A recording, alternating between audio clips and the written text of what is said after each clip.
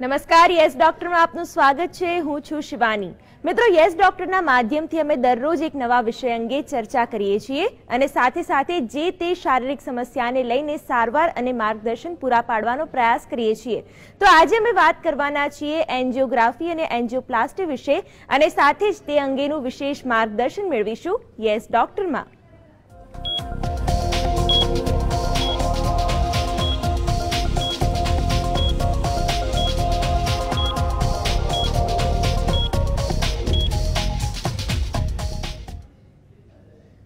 તો આજ અંગેના માહિતી અને માર્ગદર્શન સાથે આપણી સાથે જોડાયા છે HCG હોસ્પિટલના cardiology ડિપાર્ટમેન્ટના director doctor Jay Shah. જી સર, આપનું સ્વાગત છે યસ ડોક્ટરમાં. ડોક્ટર, આજે આપણે વાત કરવાના છીએ એન્જિયોગ્રાફી અને એન્જિયોપ્લાસ્ટી વિશે. તો પહેલા તો દર્શક મિત્રોને એ જણાવો કે તે છે શું? એન્જિયોગ્રાફી અને એન્જિયોપ્લાસ્ટી એ પ્રકારની પ્રક્રિયા છે કે જે હૃદયરોગના દર્દીઓને માટે કરવામાં આવે છે. એન્જિયોગ્રાફીની અંદર હૃદય રોગના દર્દીઓમાં હૃદયની નળીઓ, હાર્ટને જે બ્લડ સપ્લાય કરતી હોય એ નળીઓ વિશે જાણવામાં આવે છે અને એની અંદરના બ્લોકેજ અથવા તો અવરોધને પકડી અને એની સારવાર કરવામાં આવે છે, જેનું નામ છે એન્જિયોપ્લાસ્ટી. ખાસ કરીને જ્યારે હૃદયરોગના દર્દીઓમાં એટેક ચાલુ હોય ત્યારે જે એન્જિયોપ્લાસ્ટી કરવામાં આવે છે તેનું નામ છે પ્રાઇમરી એન્જિયોપ્લાસ્ટી, જેમાં હૃદયના દર્દીઓમાં જ્યારે એટેક ચાલુ હોય ત્યારે દર્દીઓના જાનના જોખમ વધારે હોય છે અને એ જોખમને પૂરું પાડવા માટે અથવા તો એની સારવાર માટે આ પ્રક્રિયા કરવામાં આવે છે, જે ખૂબ જ લાઈફ સેવિંગ પ્રોસિજર છે. અને પ્રાઇમરી એન્જિયોપ્લાસ્ટીથી દર્દીને હૃદયના નુકસાનને આપણે ઘણું સરખું બચાવી શકીએ છીએ. જી બિલકુલ. ડોક્ટર, જે એન્જાઇના એટલે શું, જેને સાધારણ ભાષામાં છાતીનો દુખાવો કહેવામાં આવે છે, તેના લક્ષણો શું છે અને તે કઈ રીતે થાય છે તે વિશે જણાવો. એન્જાઇના એ પ્રકારનું લક્ષણ છે કે જેની અંદર હૃદયરોગના દર્દીઓમાં છાતીના વચ્ચેના ભાગમાં ખૂબ જ ભીંસ આવવી અથવા તો ત્યાં દુખાવો થવો. ઘણી વખતે એ દુખાવો જિંદગીમાં પહેલી વખત અહેસાસ થયો હોય એવો હોય છે અને એ દુખાવો ડાબા હાથે ફરવો અથવા ડાબા હાથની અલ્નર સાઈડ ઉપર ફરવો અથવા તો એ જ દુખાવો જડબા તરફ જવો અથવા તો પીઠ તરફ જવો અથવા તો પેટની તરફ જવો, આ બધા જ દુખાવા હૃદયરોગના લક્ષણો હોઈ શકે. અને એ દુખાવો જ્યારે ઉપકા ઉલટી સાથે અથવા તો ખૂબ જ પરસેવા સાથે જોડાયેલા હોય ત્યારે એ દુખાવો હૃદયરોગનો હોવાની પૂરેપૂરી શક્યતા છે, જેનું નામ છે એન્જાઇના. જી બિલકુલ. ડોક્ટર, હૃદયરોગ થવાના બીજા પરિબળો વિશે વાત કરીએ તો કયા કયા લક્ષણો છે હૃદયરોગ થવાના અને તેને કયા પરિબળો અસર કરે છે તે વિશે જણાવશો. હૃદયરોગ થવાના મુખ્ય પરિબળોમાં ખાસ કરીને બે પ્રકારના પરિબળો હોય છે. એકને કહેવાય છે મોડિફાયેબલ રિસ્ક ફેક્ટર્સ અને બીજાને કહેવાય છે non modifiable risk factors. Non modifiable risk factors એટલે કે જેમ કે ઉંમરલાયક દર્દી અથવા તો મેલ જેન્ડર અથવા તો કોઈકને વંશ પરંપરાગત હૃદયરોગની તકલીફ હોય તો એવા દર્દીઓમાં you cannot change the overall સિનારીઓ, કારણ કે એ નોન મોડિફાયેબલ રિસ્ક ફેક્ટર છે. જ્યારે મોડિફાયેબલ રિસ્ક ફેક્ટર જે આપણે રૂટીન આપણા રોજિંદા જીવનમાં જોઈએ છે, ખાસ કરીને ડાયાબિટીસ છે, બ્લડ પ્રેશર છે, સ્મોકિંગ છે અથવા તો ટોબેકો ઇન એની ફોર્મ, એ એક એનું મુખ્ય પરિબળ છે. અત્યારના નવા પરિબળોમાં ખાસ કરીને જોવા જઈએ તો મેદસ્વીપણું અથવા તો ઓબેસિટી અને બીજું ફિઝિકલ ઇનએક્ટિવિટી, જે અત્યાર સુધી ક્યારેય પરિબળમાં ગણાતું નહોતું પણ અત્યારના ફિઝિકલ ઇનએક્ટિવિટી એ પણ એક હૃદયરોગ થવાનું ખૂબ જ મુખ્ય પરિબળ ગણી શકાય છે.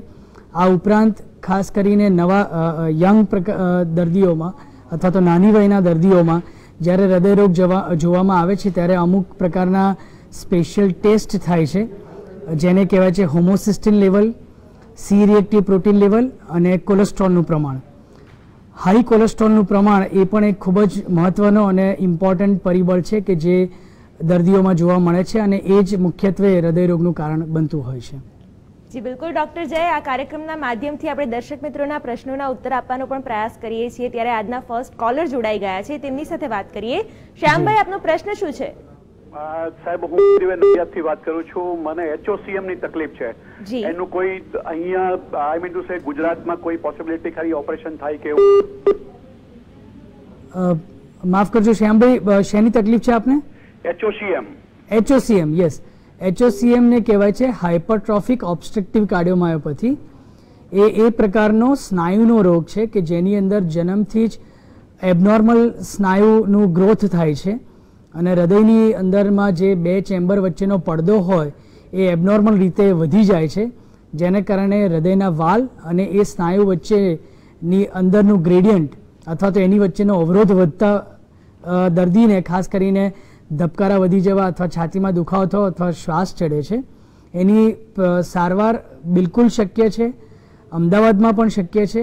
એને સારવારના મુખ્ય ભાગરૂપે તમે મેડિસિન્સ લઈ શકો, જેને કહીએ છીએ ગ્રુપ ઓફ મેડિસિન, જેને કહીએ છીએ બીટા બ્લોકર, અને બીજું છે કેલ્શિયમ ચેનલ બ્લોકર. આ બંને દવા તમારે લેવી જોઈએ. હૃદયના દર્દીને ખાસ કરીને હૃદયના ડૉક્ટરની પાસેની સલાહ પ્રમાણે આ પ્રકારની દર્દીએ એ દવા લેવી જોઈએ, કારણ કે આ દવાઓ હૃદયના ધબકારાને કંટ્રોલમાં કરે છે. આ ઉપરાંત એક સારવાર છે જેને કહેવાય છે સેપ્ટલ એબ્લેશન. એ પ્રકારની સારવાર છે કે જેની અંદર જે સ્નાયુ એબનોર્મલ રીતે વધી ગયો છે HOCMમાં, એ સ્નાયુની અંદર એક ઇન્જેક્શન આપવામાં આવે છે અને એ ઇન્જેક્શનને કારણે એ સ્નાયુ નબળો પડી જાય છે. અને ત્રીજી પ્રક્રિયા છે જેને કહેવાય છે સર્જરી અથવા તો માયોમેક્ટોમી કહેવાય છે, કે જેમાં વી શેપનું એક પ્રકારની સર્જરી કરીને વી શેપનો કટ મૂકવામાં આવે છે સ્નાયુમાં, અને એ પડદાને વી શેપમાં કટ કરી અને વાલ અને પડદા વચ્ચેનું જે અંતર છે એને પહોળું કરવામાં આવે છે, જેને કારણે દર્દીની HOCMમાંથી સારવાર શક્ય બને છે. અમદાવાદમાં પણ આ સર્જરી અને આ સારવાર બંને થાય છે અને એના માટેની દવાઓ પણ ઉપલબ્ધ છે અને એ લેવી જ જોઈએ. બિલકુલ, આશા રાખીએ આપને આપના પ્રશ્નનો ઉત્તર મળી ગયો હશે. ડૉક્ટર, જે આગળ વધી અને વાત કરીએ તો હૃદય રોગ માટેની તાત્કાલિક સારવાર કઈ રીતે લેવી જોઈએ, તેની પ્રાથમિક સારવાર શું હોઈ શકે તે વિશે દર્શક મિત્રોને સમજ આપશો. હૃદય રોગ માટે ખાસ કરીને જ્યારે પણ દર્દીને, મેં પહેલાં પણ કીધું એ પ્રમાણે, જો છાતીમાં વચ્ચેના ભાગમાં દુખાવો થતો હોય અને એ દુખાવાની સાથે સાથે દર્દીને ઉલટી ઉપકા જેવો અહેસાસ થવો અથવા ખૂબ જ પસીનો થઈ જવો, તો એવું માનવું જોઈએ કે આ દુખાવો હૃદયનો છે.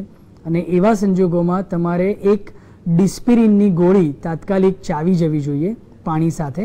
અને બીજી એક ગોળી છે જેને કહેવાય છે સોર્બિટ્રેટ, જેને અડધી જીભ નીચે મૂકી અને તાત્કાલિક નજીકના હોસ્પિટલમાં જ્યાં હૃદય રોગ વિશેની પૂરેપૂરી સારવાર થતી હોય એ જગ્યાએ તાત્કાલિક પહોંચી જવું જોઈએ.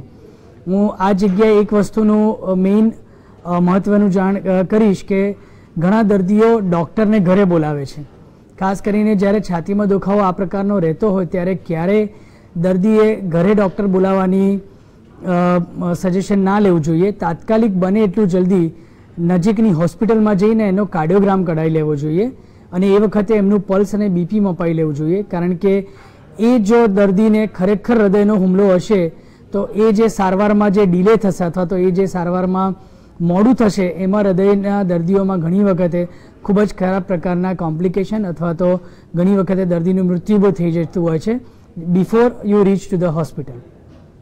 જી બિલકુલ ડૉક્ટર જય, આ સાથે જે એક દર્શક મિત્ર જોડાઈ ગયા છે તેમની સાથે વાત કરીએ. અમીષાબેન, આપનો પ્રશ્ન જણાવો, શું જાણવું છે ડૉક્ટર પાસેથી? હા બેન, મને છે ને છાતીમાં દુખાવો થતો હતો બહુ જ. પછી એ દુખાવો જમણા હાથમાં, પછી સાહેબે કીધું એમ પેટ બાજુ, ગળા બાજુ, મગજમાં, આંખમાં, નાકમાં બહુ દુખાવો થાય. એની ઘણા સમયથી દવા લઈએ છીએ પણ કશું હાર્ટનું છે ને એવું કહે છે, પણ હાર્ટમાં જ પ્રોબ્લેમ થાય છે. મને કશી ખબર પડતી નહીં કઈ દવા. અત્યારે એક દવા ચાલી છે, બુડી નામ બોલતો, એ દવા હું લઉં છું, એનાથી મને આ ચરબી ઉતરી એવું કીધું. ઇકોસ્પ્રેન નામની દવા આપી છે, એ ચરબી ઉતરે છે એવું કીધું, પણ શ્વાસ ચડવાની તકલીફ મને બંધ નહીં, આટલું બોલું ને પણ મને તકલીફ થઈ ગઈ છે. બીજું કા દુખાવો મને જણજણાટી 24 કલાક રહે છે. જી બિલકુલ, શું કહેશો ડૉક્ટર? મનીષાબેન, તમારે ખાસ કરીને જો દુખાવો છાતીના વચ્ચેના ભાગમાં થતો હોય અને એની સાથે તમને શ્વાસની બી તકલીફ થતી હોય તો હૃદયરોગ રિલેટેડ બધા જ પ્રકારના ટેસ્ટ અવેલેબલ છે જે આપે કરાવવા જોઈએ. ખાસ કરીને ઇકોકાર્ડિયોગ્રાફી અથવા તો હૃદયની સોનોગ્રાફી એક કરાવવી જોઈએ. કાર્ડિયોગ્રામ તો આપે કરાવ્યો જ છે અને એ ઉપરાંત એક સ્ટ્રેસ ટેસ્ટ કહેવાય છે અથવા તો ટ્રેડમિલ ટેસ્ટ, કે જેનાથી દર્દીને એક પટ્ટા પર દોડવાની તપાસ હોય છે, જે તપાસ પર દર્દીની અંદરમાં હૃદયને રિલેટેડ, હૃદયમાં લોહી ઓછું પહોંચે છે એની જાણકારી મળી શકે છે.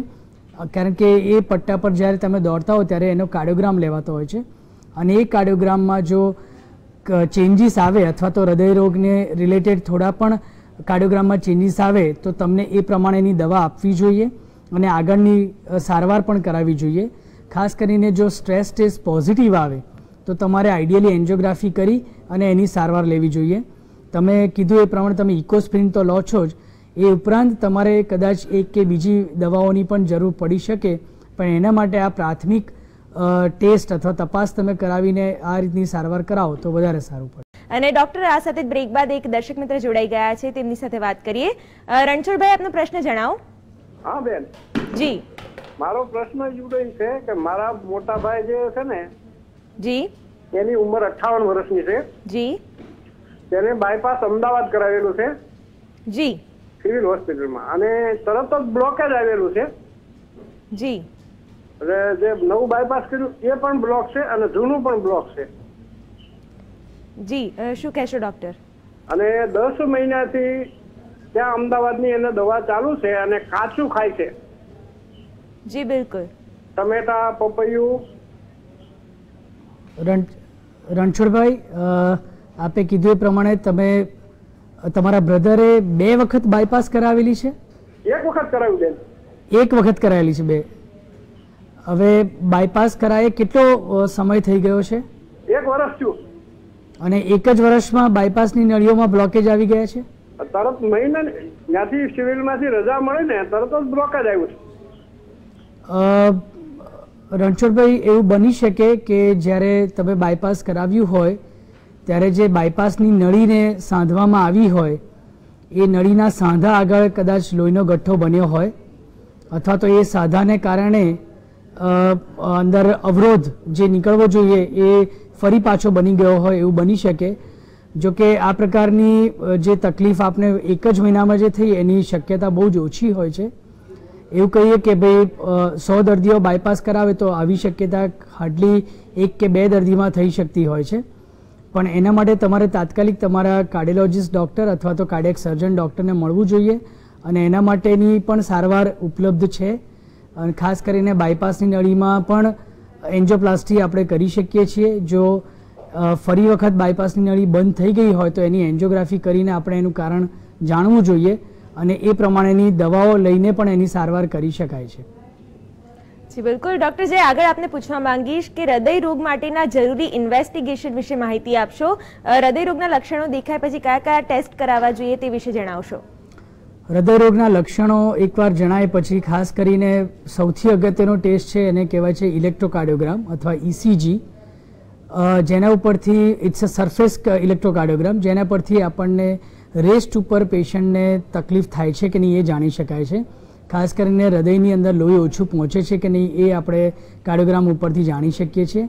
બીજો ટેસ્ટ છે જેને કહેવાય છે ઇકોકાર્ડિયોગ્રાફી, જેમાં હૃદયની સોનોગ્રાફી કરવામાં આવે છે, જેની અંદર હૃદયના 4 ચેમ્બર વિશે જાણી શકાય છે, એના વાલ્વ વિશે જાણી શકાય છે, એમાંથી જે હૃદયની મુખ્ય નળીઓ નીકળે છે જેને અમે મહાધમની અથવા એઓર્ટા કહીએ છીએ એ વત્તા પલ્મોનરી આર્ટરી જે ફેફસામાં જતી હોય એ નળી વિશે જાણ થઈ શકે છે. આ ઉપરાંત હૃદયની આસપાસનું જે આવરણ છે જેને પેરિકાર્ડિયમ કહેવાય, આ બધાની તપાસ તમે ઇકોકાર્ડિયોગ્રાફી ઉપરથી કરી શકો છો. ઇકોકાર્ડિયોગ્રાફીમાં બીજું ઇમ્પોર્ટન્ટ જે મહત્વનું કામ જે હોય છે એ છે હૃદયના સ્નાયુની તપાસ, કે જેમાં હૃદયના સ્નાયુને જો નુકસાન થયું હોય અને દર્દીના હૃદયરોગના ચિહ્નો હોય તો એ તરત તમે જાણી શકો છો, અને હૃદયને જો કોઈ નુકસાન થયું હોય તો એ પ્રમાણે તમારે તાત્કાલિક એની સારવાર કરાવી શકાય છે. આ ઉપરાંત ત્રીજો ટેસ્ટ છે જેને કહેવાય છે ટ્રેડમિલ ટેસ્ટ અથવા તો સ્ટ્રેસ ટેસ્ટ, જે મેં પહેલાં પણ કીધું એ પ્રમાણે એક પટ્ટા પર દોડવાની તપાસ છે, જેમાં દર્દીને એક કાર્ડિયોગ્રામ બાંધવામાં આવે છે અને એ કાર્ડિયોગ્રામ દર્દી જ્યારે પટ્ટા પર દોડે ત્યારે એનો કોન્સ્ટન્ટ લેવામાં આવે છે. એ કાર્ડિયોગ્રામ 8મા મિનિટે કે 9મી મિનિટે એનો ટેસ્ટ પતે ત્યારે એની એનાલિસિસ કરવામાં આવે છે, અને જો દર્દીને એ સ્ટ્રેસ દરમિયાન છાતીમાં દુખાવો થાય અથવા બીપી ખૂબ જ વધી જાય અથવા શ્વાસ ચડે તો એ ટેસ્ટ પોઝિટિવ કહેવાય છે. અને ખાસ કરીને જ્યારે કાર્ડિયોગ્રામમાં અમુક પ્રકારના એસટીટી ચેન્જીસ આવે તો એ સ્ટ્રોંગલી પોઝિટિવ કહેવાય છે, અને એ ટેસ્ટ જો પોઝિટિવ આવે તો એની આગળનું જે ઇન્વેસ્ટિગેશન છે જેનું નામ છે એન્જિયોગ્રાફી, અને એન્જિયોગ્રાફી એ સચોટ નિદાન તમને આપે છે. અત્યારના એન્જિયોગ્રાફી એ ગોલ્ડ સ્ટાન્ડર્ડ ટ્રીટમેન્ટ અથવા તો ગોલ્ડ સ્ટાન્ડર્ડ ઇન્વેસ્ટિગેશન કહેવાય છે હૃદયરોગના દર્દીઓ માટે, કારણ કે એમાં તમને બ્લેક એન્ડ વ્હાઇટમાં એકદમ પિક્ચર ખ્યાલ આવી જાય કે હૃદયની અંદર આટલા ટકા બ્લોકેજ છે અને આટલી નળીઓ નોર્મલ છે. આ બ્લોકેજ માટે એની સારવારમાં એના બે રૂપ છે. આઈધર તમે એને એન્જિયોપ્લાસ્ટી કરીને નળીને ખોલો અથવા તો તમે બાયપાસ કરાવો, પણ એ બ્લોકેજની માત્રાનો પણ એટલું જ ઇમ્પોર્ટન્સ આપવામાં આવે છે જે બધું જ એન્જિયોગ્રાફી પરથી ખબર પડે છે. જી બિલકુલ ડોક્ટર જય, આ સાથે એક દર્શક મિત્ર જોડાઈ ગયા છે, તેમની સાથે વાત કરીએ. હરીશભાઈ, આપનો પ્રશ્ન જણાવો.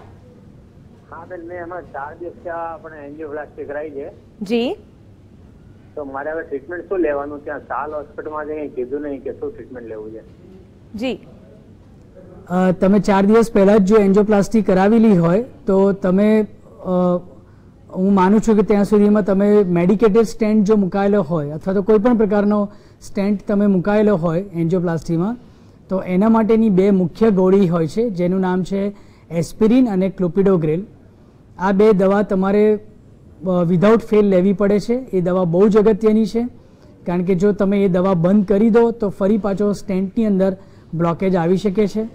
આ ઉપરાંત એક દવા હોય છે જેને કોલેસ્ટ્રોલની દવા કહેવામાં આવે છે, એ દવા પણ તમને આપેલી હશે. આ ઉપરાંત હૃદય રોગ અથવા તો હૃદયની અંદરના સ્ટેન્ટ માટેની બીજી 2-3 દવા હોય છે જેને બીટા બ્લોકર અથવા એસી ઇન્હિબિટર કહેવાય છે. આ દવાઓ પણ રેગ્યુલર લેવી જોઈએ. મારી એવી સલાહ ખરી કે તમે જે ડૉક્ટર સાહેબ પાસે તમે એન્જિયોપ્લાસ્ટી કરાવી હોય એને આપ ફોન કરી અને પૂછી શકો છો કે આટલી દવા જે પણ તમને લખીને આપેલી છે એના માટે તમારે ફરી ક્યારે મળવાનું છે. જ્યાં સુધી તમે એમને મળો ત્યાં સુધી એ દવા ચાલુ જ રાખવાની છે. એ બિલકુલ ભૂલ ના કરતા, એ દવા બંધ કરતા જ નહીં. જી બિલકુલ. નેક્સ્ટ કોલર સાથે વાત કરીએ. ચિરાગભાઈ, આપનો પ્રશ્ન જણાવો. હેલો જી, શું જાણવું છે ડોક્ટર પાસેથી? ડોક્ટર સાહેબ, મેં મારો વાળ છોકરો હતો ને. જી. હેલો જી. હેલો. તો મેં પોળો કરાયેલો. જી. અત્યારે મારે દવા ચાલુ છે લોસાર બીટા અને ઇન્જેક્શન. મારે કેટલા ટાઈમ સુધી ઇન્જેક્શન ચાલુ રાખવું જોઈએ મારે? જી. હરીશભાઈ, શું મને એમનો વાલ સાંકડો હતો તો એમણે પહોળો કરાવ્યો છે, તો અત્યારે હવે કઈ રેમેડીઝ લેવી જોઈએ? ઓકે, એમની આપની ઉંમર કેટલી છે? 26 વર્ષ. 26 વર્ષ છે. ઓકે, તમે જો વાલ પહોળો કરાવ્યો હોય દેટ મીન્સ કે તમે બલૂન વાલ્વ્યુલોપ્લાસ્ટી કરાવેલી છે. જો તમે વાલ પહોળો કરાવ્યા હોય તો તમારે પેનિડ્યુરના ઇન્જેક્શન 40 વર્ષની ઉંમર સુધી લેવા જોઈએ, કારણ કે જો તમે ઇન્જેક્શન ના લો તો એ જ વાલમાં ફરી સાંકડા થવાની શક્યતા છે અથવા તો બીજા વાલમાં પણ એની અસર થવાની શક્યતા રહે છે. જી બિલકુલ. ડોક્ટર જય, આગળ પણ આપની સાથે જોડાયેલા રહેશું, એન્જિયોગ્રાફી વિશે માહિતી અને માર્ગદર્શન મેળવીશું. ડોક્ટર જય, આપને પૂછવા માંગીશ કે હૃદય રોગની સારવારમાં એન્જિયોગ્રાફી અને એન્જિયોપ્લાસ્ટીની ભૂમિકા શું છે તે વિશે જણાવશો. હૃદયરોગની સારવારમાં એન્જિયોગ્રાફી અને એન્જિયોપ્લાસ્ટીની ખૂબ જ મહત્ત્વની અને મુખ્ય ભૂમિકા છે, કારણ કે હૃદયરોગના દર્દીઓમાં તમે એન્જિયોગ્રાફી કરીને જો એની પ્રોપર સારવાર કરો, દવા તો આપણે કહીએ જ છીએ, પણ એન્જિયોપ્લાસ્ટી અથવા તો જો રિક્વાયરમેન્ટ હોય તો બાયપાસ સર્જરી, આ બંને જો દર્દીને થઈ જાય તો દર્દીની ક્વોલિટી ઓફ લાઈફ અને એનું સર્વાઈવલ બેનિફિટ ખૂબ જ મળતા હોય છે. દર્દીની લાઈફમાં ખૂબ સારી રીતના વધારો તો થઈ જ શકે છે, પણ એ પોતાના રોજિંદા જીવનમાં પહેલાંની જેમ જ પાછો આવી શકે છે.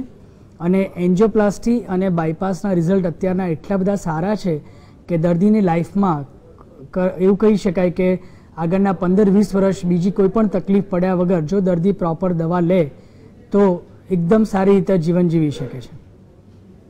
જી બિલકુલ. ડોક્ટર, હૃદય રોગની સારવારના કયા કયા પ્રકારો છે તે વિશે દર્શક મિત્રોને સમજ આપશો. હૃદયરોગની સારવારના પ્રકારમાં ખાસ કરીને એક હૃદયરોગ એવો કહેવાય કે જેને અમે ક્રોનિક સ્ટેબલ એન્જાઇના કહીએ છીએ, કે જેમાં દર્દીને હૃદયરોગ લાંબા સમયથી છે, જે ખાસ કરીને દર્દીને થોડુંક ચાલે અને છાતીમાં દુખાવો થાય અથવા શ્વાસ લાગે, ફરી પાછા એ રેસ્ટ લે તો એ દુખાવો બંધ થઈ જાય અને ફરી પાછું અમુક અંતરથી વધારે ચાલે તો એને ફરી દુખાવો થાય છે, જેને અમે ક્રોનિક સ્ટેબલ એન્જાઇના કહીએ છીએ, જે ખાસ કરીને પ્રોપર નાઇટ્રેટ્સની દવા, એસ્પિરિનની દવા, બીટા બ્લોકરની દવા અને સ્ટેટિન અથવા તો કોલેસ્ટ્રોલ રિડ્યુસ કરવાની દવાથી કંટ્રોલમાં રહેતું હોય છે. બીજો પ્રકાર છે હૃદયરોગનો જેને કહેવાય છે અનસ્ટેબલ એન્જાઇના, કે જેમાં દર્દીને ધીરે ધીરે દુખાવાની શરૂઆત થાય છે અને એ દુખાવો અમુક હદ કરતાં ખૂબ જ વધી જાય છે. ખાસ કરીને એ દુખાવો જમ્યા પછી થવો અથવા તો રાત્રે સૂતી વખતે થવો અથવા તો વહેલી સવારે થવો. આ દુખાવોને અનસ્ટેબલ એન્જાઇના કહેવાય છે, જે દુખાવામાં થાય છે હૃદયની વચ્ચે જ અથવા તો છાતીના વચ્ચેના ભાગમાં જ દુખાવો થાય છે અને એ દુખાવાની સાથે સાથે શ્વાસ લેવો અથવા તો વધારે પડતું પસીનો થઈ જવો, આ બધા જ લક્ષણો અનસ્ટેબલ એન્જાઇનાના છે. અને ત્રીજો પ્રકાર છે હૃદયરોગનો, જેને કહેવાય છે સિવિયર હાર્ટ એટેક, કે જેની અંદર હૃદયની નળીઓમાં જે કોલેસ્ટ્રોલનો થર જમા થયેલો હોય છે એ થરના ફાટવાને કારણે હૃદયની નળી બંધ થઈ જાય છે અને એના કારણે હૃદયનો હુમલો આવે છે, જે ખૂબ જ સિરિયસ કન્ડિશન છે. અને એ કન્ડિશનની ટ્રીટમેન્ટના ભાગરૂપે અમે પ્રાઇમરી એન્જિયોપ્લાસ્ટી અથવા તો થ્રોમ્બોલિસિસ આ પ્રકારના 2 ઓપ્શન અવેલેબલ હોય છે, જેમાં વધારે સારું, વધારે લાંબો સમય સર્વાઇવલ બેનિફિટ આપનારું ઓપ્શન એ પ્રાઇમરી એન્જિયોપ્લાસ્ટી છે, કે જેમાં હૃદયરોગના એટેકની સાથે સાથે તમે એન્જિયોગ્રાફી કરી અને નળીને ખોલી નાખો છો, લોહીના ગઠ્ઠાને ખેંચી નાખો છો અને જે ભાગ બંધ છે અથવા જે ભાગમાં અવરોધ બાકી છે એને બલૂનથી ખોલી અને ત્યાં સ્ટેન્ટ ડિપ્લોય કરો છો, જેને પ્રાઇમરી એન્જિયોપ્લાસ્ટી કહેવાય, જે લાઈફ સેવિંગ પ્રોસિજર છે, જે બિલકુલ કરાવવી જ જોઈએ અને એનાથી ખૂબ જ સારા ફાયદા થતા હોય છે. જી બિલકુલ. ડોક્ટર, હૃદયરોગનું પ્રમાણ હવે નાની ઉંમરના લોકોમાં પણ વધી રહ્યું છે, તો આવા સિનારીઓમાં દર્શક મિત્રોને શું સલાહ આપશો, શું ટિપ્સ આપશો? નાની વયના લોકોમાં હૃદયરોગનું પ્રમાણ હમણાંથી ખૂબ જ વધી રહ્યું છે અને એવું કહી શકાય કે અત્યારના age is not the limit. અમે એવા પણ દર્દીઓને જોયા છે કે જેની ઉંમર 20 થી 25 વર્ષ હોય, 30 વર્ષ હોય અને એવા લોકોમાં ખાસ કરીને એવું પરિબળ જોવા મળે છે કે એ લોકોમાં ફિઝિકલ ઇનએક્ટિવિટી, બીજું માનસિક તણાવ, ત્રીજું છે જંક ફૂડ, ખાસ કરીને જે બહારના જે ખોરાક અથવા તો જે આપણે કહીએ છીએ કે પીઝા, બર્ગર અથવા તો જેની અંદર બટર અને ચીઝનું પ્રમાણ ખૂબ જ વધારે હોય, એવા પ્રકારના ખોરાકથી ખાસ કરીને હૃદયરોગનું પ્રમાણ વધી ગયું છે નાની વયમાં. અને એ વયમાં દર્દી ક્યારેય એનાથી પ્રાઇમ થયેલો નથી હોતો, એટલે તકલીફ એ થાય છે કે હૃદયની નળીઓમાં જે બ્લોકેજ હોય એ ખૂબ જ ઓછો હોય, પણ એ જ્યારે ફાટે ત્યારે એ હૃદય રોગ લઈને આવે છે અને એ ખૂબ જ સિવિયર હોય છે, એટલે ખૂબ જ ધ્યાન રાખવું જોઈએ. જી બિલકુલ. ડોક્ટર જય, આપ અમારી સાથે જોડાયા, માહિતી અને માર્ગદર્શન આપ્યું તે બદલ આપનો ખૂબ ખૂબ આભાર. Thank you. તો આ સાથે GS ડોક્ટરમાં હાલ બસ આટલું જ. આપ જોતા રહો GS TV. નમસ્કાર.